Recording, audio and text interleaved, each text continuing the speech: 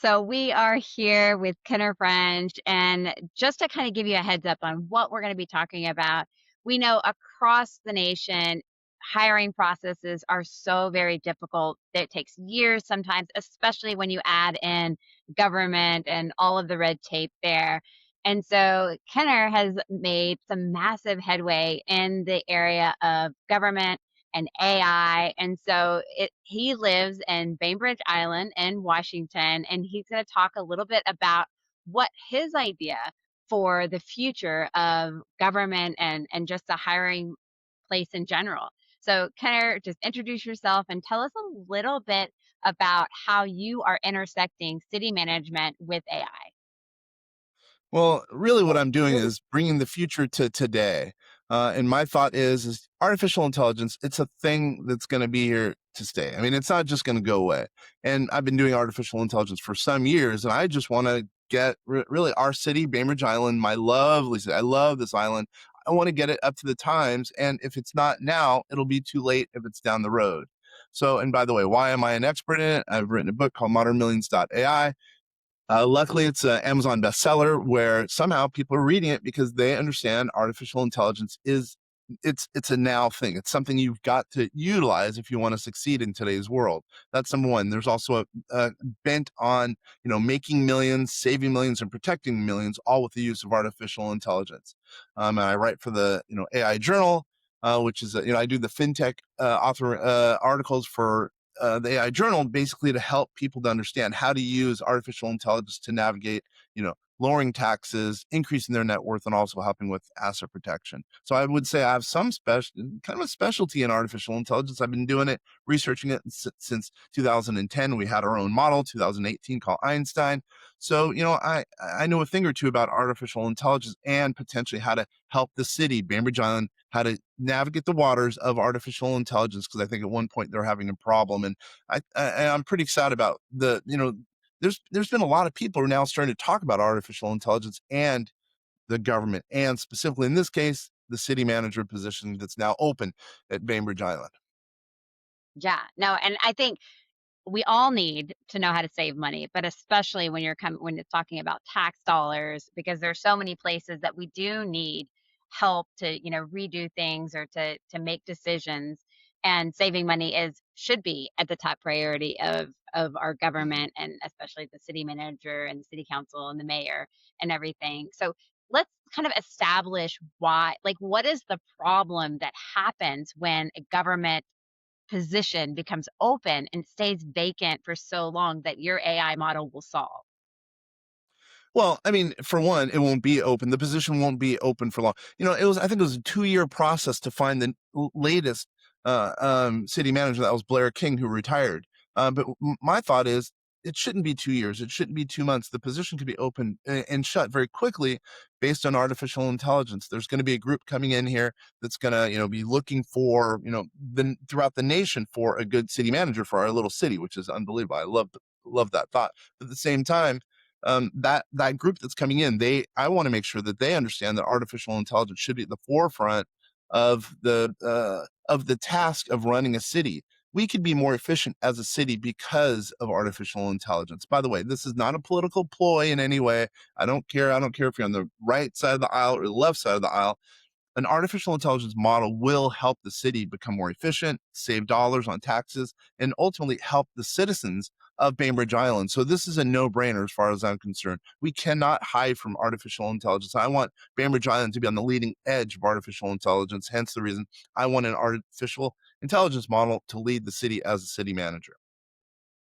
Yeah, I think most people don't realize how much, like, even what a city manager does. So you can go in and maybe kind of talk about what a city manager does, and when that role is suddenly missing, what are the what are the things that we're going to be having to look at when we're looking at the hiring process and like that it like Mhm. what why does it take so long, and how is your AI model in the interim kind of helping that process along? Yeah. Wow, that's a really good question. So there's a few things. First, what does a city manager do? City manager depending on the city, because different cities have different kind of roles for city manager. But on Bainbridge Island specifically, what our city manager does is acts as an administrator of the city.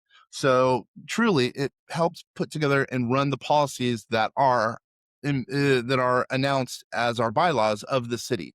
So that's number one. Then number two, it also runs it that helps with the budgeting. That individual, I say it, meaning the model, but I should say he or she normally does the budgeting for the city, works with the city council to take care of his or her of the council's wishes, and then also to a certain extent, it's a acts as a mouthpiece for the city council in communicating some of the city council's policies to the citizenry, in this case of Bainbridge Island. So that's number one to answer your question. Number two, I don't only think Bainbridge Island should use the model, in this case, intelligence model, to help with the hiring process, but I also think that the model should help going forward with the city manager position. Now, the question is, do I think that an AI model should actually be the city manager?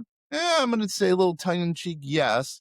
But really, what I would say is, all right, there should be a city manager that comes in that's selected by the city council, by the way, that is truly oriented towards artificial intelligence. Now, what I would say is, sure, you could bring in a city manager that will eschew artificial intelligence, not use whatever ChatGPT, Gemini, or whatever the case is, or you could bring in a city manager that truly wants an artificial intelligence model to help him or her and help the city. So I'm gonna say tongue in cheek, yeah, it'd be cool to have an AI oriented city manager or an AI city manager. But really, what I'm probably saying is it'd be very, very nice if we had a city manager who was AI oriented and really relied on artificial intelligence to, navigate the waters that are politics and administrative elements of running the city.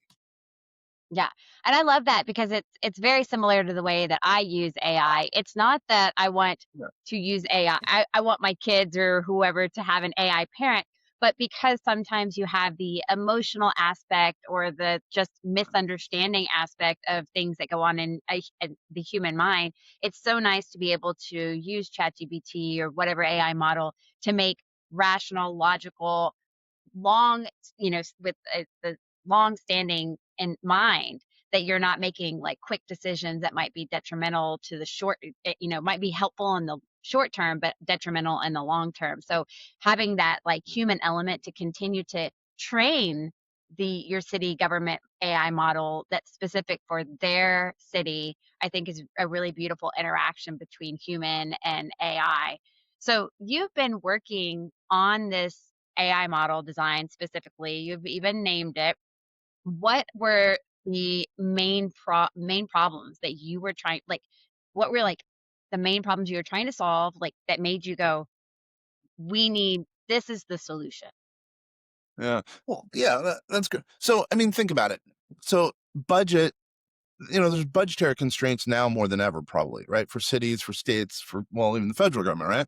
But an AI model can help with that in an instant, right? I mean, instead Yeah, of working on a budget for 5 years, well, an AI model can do it in an hour, right? Even probably shorter than that. So that's one element. Or number two, anything that's repetitious that someone at the city probably wouldn't want to do, well, the AI model can do it on an ongoing basis and very quick.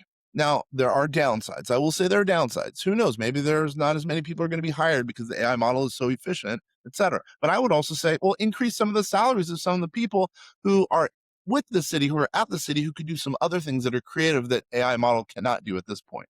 So there's a lot to unwrap. But what I would say is on an ongoing basis, it will be more efficient in getting the job done of a city manager. Or if a city manager really relies on the artificial intelligence model, they'll be better off. The citizens of Bainbridge Island will be better off because they're using an artificial intelligence model. And I don't care which model it is.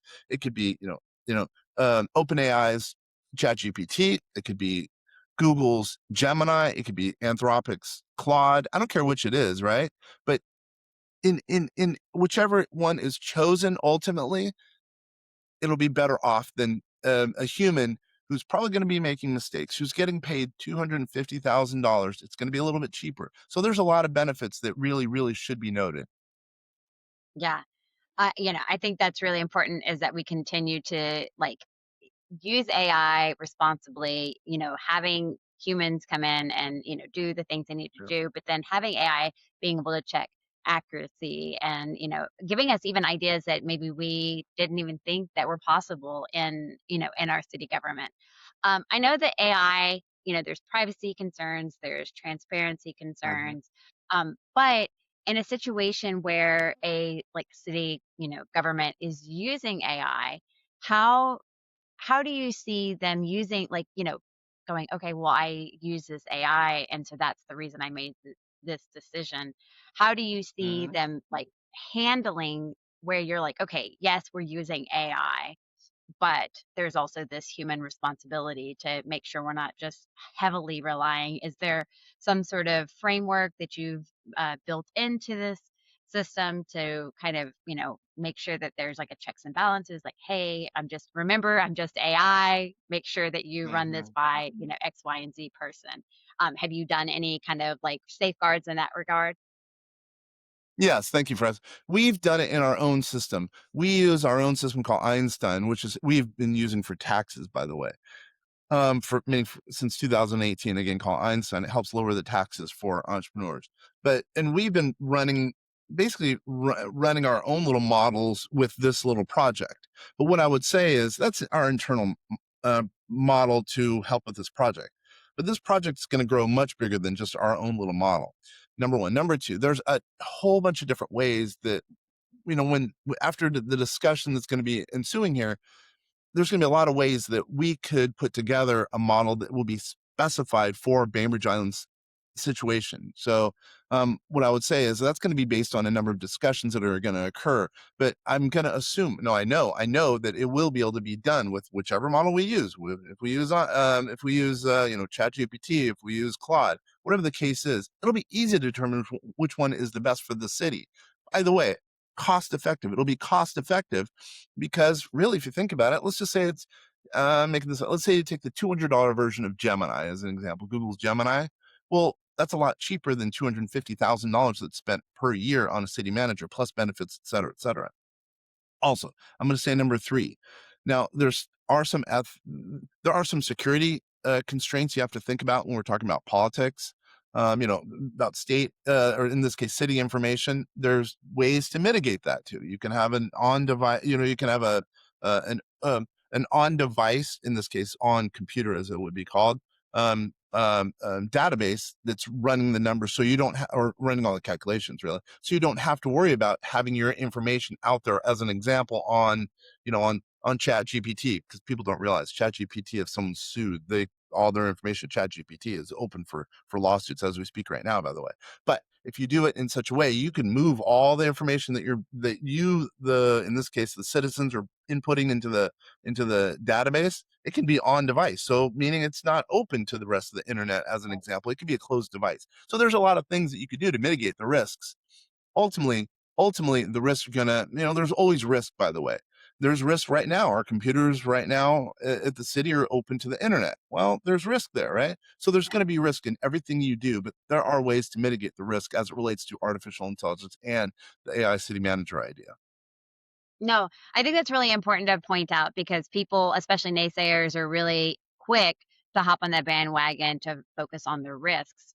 But, any moment that you walk in the Starbucks with your cell phone, you use their open Mhm. Wi-Fi, you're opening yourself up to risk. But we've accepted those risks as normal or commonplace, and we're okay, until something happens where there's a hacker sitting in, the Starbucks that's hacking your computer. Then it becomes Mhm. a topic of debate, but the risk was always there. It's just, making sure that you're doing things to you know protect yourself from those risks. So if something was to happen, so I love the idea of a closed model because there are things that we do in business and in government that are proprietary, that are secret, that shouldn't be just out for anybody in the public to see. And I think it's really important that we have those safeguards in place. How do you ensure that your AI model reflects not only like the community values, what we talked about, safety, Mhm. privacy, and but also efficiency, but trying to figure out like that balance in there. Is it something that you think that will be talked at like during the city council meetings? Like, is there training on it? Are you offering training? What does that look like? Yeah, that's a huge question. By the way, anyone who takes on, let's say it's a human, a normal human, if you will, who takes on the position of a city manager, they're going to have their own biases. They're going to have their, I mean, it's innate as a human. Well, at the same time, you're going to have that same issue with, artificial intelligence model, large language model, even, chat GPT. There's ways to mitigate that based on the inputs when you bring it in from, if you will, the algorithm is chat GPT, you could put in your own inputs to kind of negate that to a certain extent. But even still, then it's going to be, that's going to be impacted by the people who are putting in the inputs, which are local inputs, meaning if the actually human city manager puts in their data in the prompt. So there's going to be issues there no matter what. You can't combat that. Yeah. But at least if you're doing it locally, humans putting in, let's say ChatGPT as an example, that's the model that's chosen. They're putting in what their biases are, trying to negate the biases. Well, it'll be a human who could do that, who's local, who understands the Bainbridge Island culture.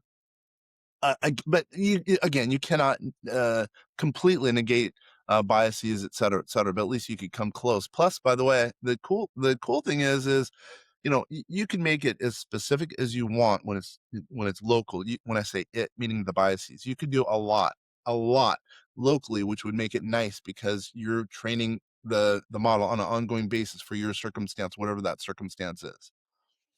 Yeah. No, and I think just to like kind of pause there and talk about how, as humans, we can train our AI, whether it be the open source, Mhm. chat GPT model. I know that like when I'm talking to my I make sure I've told it in their memory, make sure you ask me this, make sure you answer Yeah. this way. I don't want this particular part, I come from this worldview. And so I want things to kind of be like filtered through that worldview, and it obeys. So at the end of the day, it's a computer that obeys those inputs that you put in, as long as they don't, violate the top relationships that it's already been programmed. And Hmm. one of the things that I love about ChatGPT is that it's always for restoration, and it's always for a relationship. Like it really does Mm. take that human element, and it you know makes it like that's what it's going for. And so when you're, as a city manager, you're putting something in, it is always naturally going to try to make a place where there's balance and restorative, and relationships are not harmed, and things aren't Mhm. destroyed. And so, then a city manager can go in and program it in a way that is a little bit more their personality. So it's like it's kind of the best of both worlds. But so for you, for this model, like if in 5 years, Bainbridge Island, adopts this AI model, what does success look like for y'all? Okay, very good question. Y'all, I love that little Texas twang there. Um, a more efficient government, a more happier citizenry of Bainbridge Island. Those are the two. I think those are the two goals with an AI model, and it'll be easier to achieve that with an AI model versus a human. Again, I will do the caveat that yes, it will be a combination of those two, but it is sure exciting to be able to lead and say there's going to be an AI city manager of Bainbridge Island, because we need to be the first to adopt an artificial intelligence model, whatever that is, because I want Bainbridge Island to be in the leading edge of artificial intelligence versus, behind the times. Yeah. What are some of the differences and how and you would see an AI model trained for larger cities versus smaller areas like Bainbridge Island? Or Mm. is there? Yeah, yeah, good question. San Francisco, as an example, has adopted, at least they're starting to use artificial intelligence. Pittsburgh is starting to use artificial intelligence uh, for uh, uh, their traffic solution. They had a big traffic issue there, and luckily, artificial intelligence has helped in that regard. So it's almost limitless what artificial intelligence can do to help a city and to function. There was a city outside of um, San Francisco which actually used cameras that are AI oriented to clean up the city as far as homelessness. Which was Mm. pretty cool. There's a lot of things. It's limitless. Think of all the things that you want to do to clean up your city. Artificial intelligence can help in a quick fashion, quick and cheaper fashion than a human would be able to. Yeah, absolutely. Can, cameras can scan quicker than, humans can drive out there and do that, and then they have to organize everything. So, I think almost in a lot of cases, a smaller city government would benefit even greater Yes. because when they have vacancies or they have issues, they are, they don't have the funds or they don't have the manpower like a big city does to do things quickly. So using AI and, all everything that comes with AI just will speed up the process and make the citizens way more, happy and sorry, like flubbing over those words, a lot more happy and things, going a lot quicker. If your city council is listening today, what's Hmm. the first thing you would tell them about taking the steps towards exploring AI without like rushing it before they're ready? Yeah, killer. That's smoking idea. Nice work. What I would say is tiptoe into utilizing artificial intelligence. At first, do use artificial intelligence for the mundane administrative tasks that maybe someone in the office doesn't have time for, and watch it work. As an example, sending out notices. You could send out notices like that with artificial intelligence. Taking notes. The secretary. We have a secretary who takes notes at the meetings. Really, there's no reason to have a human do that. That can be done with artificial intelligence in a split second. So those are just Yeah. two little things. I would say the small little administrative things, and then decide, well, wait a minute, that does work pretty well. Then go a little bit higher, a little bit higher. And also on top of that, maybe using artificial intelligence for just information that's happened historically with the city. Do you want to go in and spend hours and hours and hours researching some of the past acts, some of the past decisions and policies, or do you want artificial intelligence to do it in a split second? So there's a few things. Oh, and then I would also say, just to learn about artificial intelligence models can teach the council, or can teach and answer questions for the people living on Bainbridge Island pretty darn quickly versus, you know, um, uh, trying to learn artificial intelligence, or trying to learn something that's happened in the past as it relates to some of the historical things that have happened in the city. It can happen very quickly utilizing artificial intelligence. Yeah, I love that. I love that you're promoting kind of a like slow, step one foot at a time at the Yeah. shoreline of the ocean mentality rather than like jump in to the depths of the ocean because, AI can be really scary, especially for, people who are, just are privacy concerned or older and they're scared of technology, which I know there's a lot of people in the government that are older and they're used to doing it the Mhm. old-fashioned way and to new ways are scary, and that's okay to have that thought. And so, stepping in slowly, using it for those mundane tasks is I think, a really cool way to start utilizing AI. What do you, wish that residents understood about how cities are managed behind the scenes, and what would you Mm, say for somebody who's skeptical as a resident of using mm. AI in the city? The citizens don't know how hard it is to run a city. I didn't know until I started doing all the research in this. Number one. Number two, AI will make it a lot easier to run a city. I can pretty much promise that. Those two things combined obviously point to the fact that artificial intelligence should help run the city, because it'll make it easy and it'll be quicker and more efficient, etc.